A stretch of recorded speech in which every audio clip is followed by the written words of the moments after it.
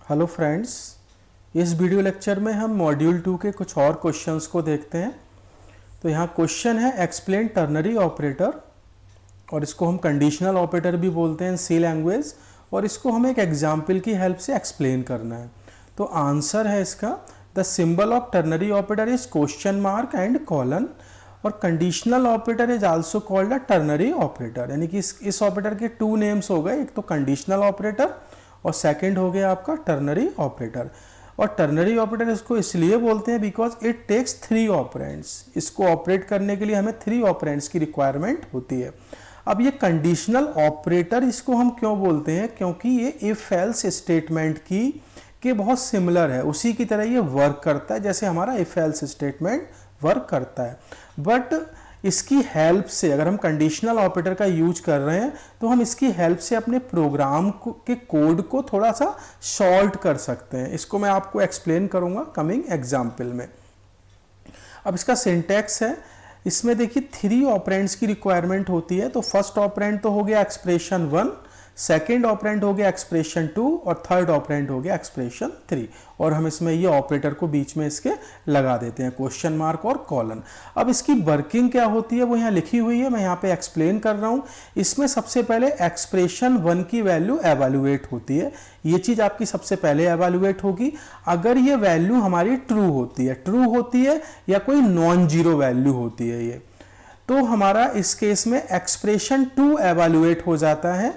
और एक्सप्रेशन 2 की जो वैल्यू होती है ये किसको असाइन हो जाती है, ये वेरिएबल को असाइन हो जाती है। तो एक्सप्रेशन 2 हमारा इस वेरिएबल को कब असाइन होगा, जब एक्सप्रेशन 1 की वैल्यू ट्रू होती है। अब दूसरा केस क्या हो सकता है, अगर इस एक्सप्रेशन 1 की वैल्यू फॉल्स हो जाए। फॉल्स का मतलब क्या हो गया, कोई जीरो वैल्यू होती है तो ये फॉल्स होगी। तो हमारा इस केस में एक्सप्रेशन 3 एवेल्युएट होगा, और इस एक्सप्रेशन 3 की वैल्यू किसको मिल जाएगी, इस वेरिएबल को मिल जाती है।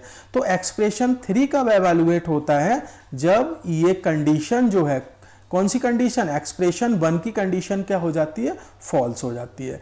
बहुत सिंपल वर्ड्स में मैं कहूं तो एक्सप्रेशन 1 पहले एवेल्युएट होगा, और अगर ये वैल्यू ट्रू होती है या कोई नॉन जीरो वैल्यू होती है तो एक्सप्रेशन 2 की वैल्यू इस वेरिएबल को असाइन हो जाएगी। और दूसरा केस हो सकता है अगर हमारा ये एक्सप्रेशन 1 कोई फॉल्स वैल्यू है, यानी कि कोई जीरो वैल्यू है, तो एक्सप्रेशन 3 एवेल्युएट होता है और इस एक्सप्रेशन 3 की वैल्यू इस वेरिएबल को असाइन हो जाती है। तो इसी को यहाँ एक्सप्लेन किया गया है।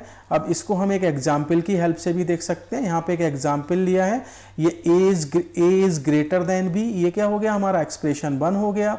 और ए क्या हो गया, मेरा एक्सप्रेशन 2 हो गया। बी क्या हो गया, मेरा एक्सप्रेशन 3 हो गया। तो सबसे पहले क्या होगा, A is greater than B is, ये एवेल्युएट होगा। अगर ये वैल्यू हमारी क्या होती, ये इसकी जो एक कंडीशन है, अगर इस कंडीशन की वैल्यू ट्रू होगी तो मैक्स को क्या वैल्यू असाइन हो जाएगी, ए की वैल्यू असाइन हो जाएगी। अदरवाइज मैक्स को वी की वैल्यू असाइन हो जाती है। अब हम इसके एक एग्जाम्पल को देखते हैं। यहाँ पे अगर आप इस एग्जाम्पल को देखें तो इसमें एग्जाम्पल है to find largest number between a and b. तो यहाँ मेन फंक्शन के अंदर हमने 3 वेरिएबल्स लिए, ए और बी की वैल्यू हम इनपुट कराएंगे। मैक्स में हम जो भी वैल्यू ए या बी में जो वैल्यू बड़ी होगी या लार्जेस्ट होगी वो हम इस मैक्स वेरिएबल को असाइन करेंगे। तो सबसे पहले हमने ए और बी की वैल्यू यहाँ पे इनपुट करा ली है, फिर ये कमेंट दे दिया है कि हम टर्नरी ऑपरेटर का यूज कर रहे हैं। फिर ये वही स्टेटमेंट है जो मैंने अभी आपको बताया था जो पिछले एग्जाम्पल में, यहाँ पे A is greater than B evaluate होगा, या तो मैक्स को ए का वैल्यू मिलेगा या मैक्स को बी का वैल्यू मिलेगा, डिपेंडिंग ऑन दिस कंडीशन। ये जो कंडीशन लिखी हुई है ए इज ग्रेटर देन बी वाली, और हम यहाँ पे मैक्स की वैल्यू क्या करना है, प्रिंट करा ले रहे हैं। अब अगर मैं इसमें, जैसे मैंने बताया था, ये थोड़ा शॉर्टर वे होता है टू राइट द कोड। जैसे मैंने ये कोड लिखा, अगर मैं इस लाइन की जगह अगर मैं इफ एल्स स्टेटमेंट यूज करता तो देखिए मेरा कोड मुझे थोड़ा सा किस तरह से लिखना होता। सबसे पहले मैं लिखता इफ, और इफ के अंदर हम कंडीशन लिखते हैं। तो कंडीशन यहाँ पे क्या है, ए इज ग्रेटर देन बी, हमें फिर इसको देना होता, ये एज ए कंडीशन हो जाता। और इसके बाद इसमें जो स्टेटमेंट आता कंडीशन के अंदर वो क्या आता, हम मैक्स को किसकी वैल्यू असाइन करते, अगर ये कंडीशन ट्रू होती हम मैक्स को वैल्यू असाइन करते किसका, ए का। तो हम ए की वैल्यू हम असाइन कर देते मैक्स को और हम यहाँ सेमीकोलन लगाते और इसके बाद हमें लिखना होता एल्स, और एल्स में हमें क्या लिखना होता है, एल्स में हम मैक्स को वैल्यू असाइन करते किसका, बी का।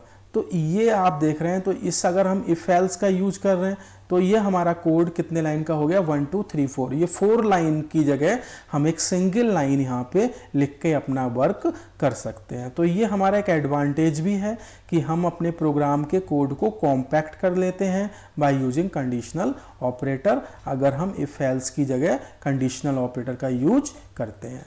ठीक है, thank you for watching this video.